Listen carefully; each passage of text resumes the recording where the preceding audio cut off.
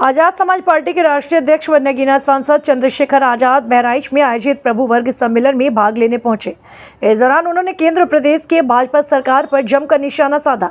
दरअसल चंद्रशेखर आजाद ने आंकड़े गिनाते हुए कहा कि जिस तरह भाजपा सरकार ने 27,000 स्कूलों को बंद करने का निर्णय लिया और कुछ स्कूलों को कंपोजिट किए जाने की बात कही, उस हिसाब से अभी तक कंपोजिट स्कूल नहीं खुले, लेकिन शराब की दुकानें कंपोजिट जरूर खुल गईं। सांसद ने भविष्य की रणनीति को बताते हुए कहा कि आने वाले समय में उनकी पार्टी सबसे बड़ी पार्टी बनकर उभरेगी। बता दें कि ऑपरेशन सिंदूर से लेकर चंद्रशेखर आजाद बोले कि संसद में जो भी चर्चा होगी वो सकारात्मक चर्चा होगी। लोगों के मन में जो भी भ्रम है वो चर्चाओं के जरिए सामने आएगा। इस सम्मेलन में बहराइच व आसपास के कई जिलों के आजाद समाज पार्टी व भीम आर्मी के तमाम पदाधिकारी व कार्यकर्ता उपस्थित रहे। नेशनल भारत से देवी पाटन मंडल ब्यूरो चीफ रोशनी के साथ संपादक मोहम्मद समीर खान की खास रिपोर्ट। हुआ एक भी आदमी यहाँ नहीं होगा, यानी कि इस पीढ़ी ने देखी नहीं गणना कैसे होती है। 1931 में गणना हुई, जहां पता लगा कि पिछड़ों की आबादी 52% है।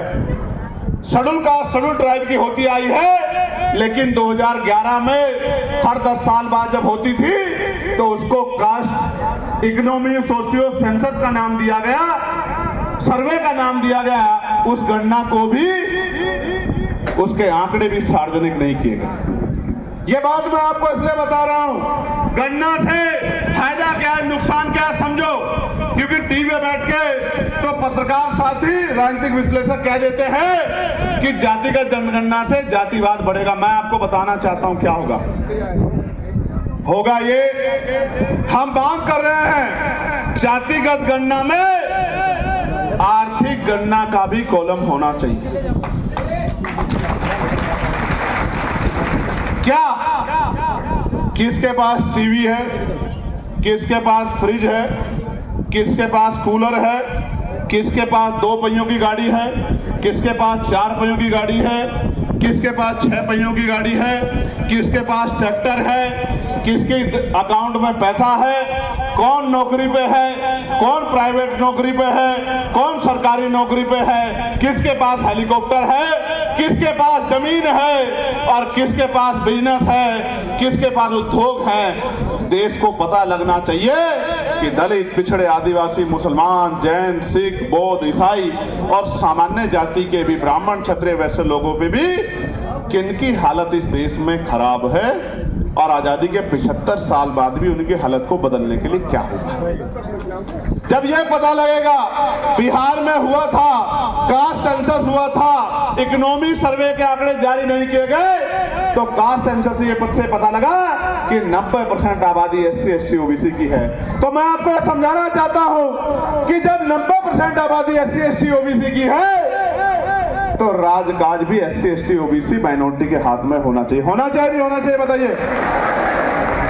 अब आप ये सोचेंगे कि भाई राजकाज तो उत्तर प्रदेश में योगी जी के पास है, तो राजपाल SC, ST, OBC पे आ जाएगा तो क्या फर्क पड़ जाएगा। मैं आपको भविष्य में अभी बात रखते हुए बताऊंगा कि राजकाज आएगा तो क्या होगा। प्यारे साथियों, हम ये मांग कर रहे हैं कि 52% OBC को 52% आरक्षण की व्यवस्था इस देश में होनी चाहिए। हम ये मांग कर रहे हैं कि प्रमोशन में रिजर्वेशन का बिल पार्लियामेंट में पड़ा हुआ है।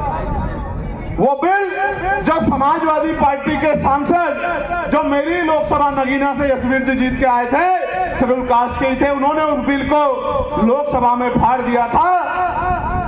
वो कहते हैं ना, हमें तो अपनों ने लूटा, गैरों में कहां दम था। हमारी पीठ में छुरा तो अपनों ने घूमा। अगर समाजवादी पार्टी के सांसद भाई यशवीर वो बिल नहीं फाड़ते तो SC, ST के कर्मचारियों को जो प्रमोशन में रिजर्वेशन मिल रहा था वो इस देश में बंद नहीं होता। सम्मानित साथियों, अगर मैं उनकी जगह होता तो अपने SC, ST के भाइयों से नफरत नहीं करता। मैं कहता इस बिल को और विस्तृत कर लो, SC, ST के साथ OBC को भी प्रमोशन में आरक्षण का लाभ मिलना चाहिए। लेकिन दिल छोटा है तो SC, ST के प्रमोशन का बिल फड़वा दिया। और जो सत्ता में बैठी है, चाहे भाजपा या कांग्रेस, वो तो कभी चाहती नहीं थी कि SC/ST के कर्मचारियों को प्रमोशन मिले। उसके बाद डिमोशंस हुए और कितने अधिकारियों को, कर्मचारियों को खून के आंसू रोने पड़े, ये SC/ST के कर्मचारी जानते। तो हम तो मांग कर रहे हैं, आपको याद होगा पार्लियामेंट में प्राइवेट मेंबर बिल लेके आया था मैं, क्योंकि संख्या हमारी कम है तो उस पर चर्चा नहीं करा पाया, इंट्रोड्यूस मैंने उसको करा दिया था।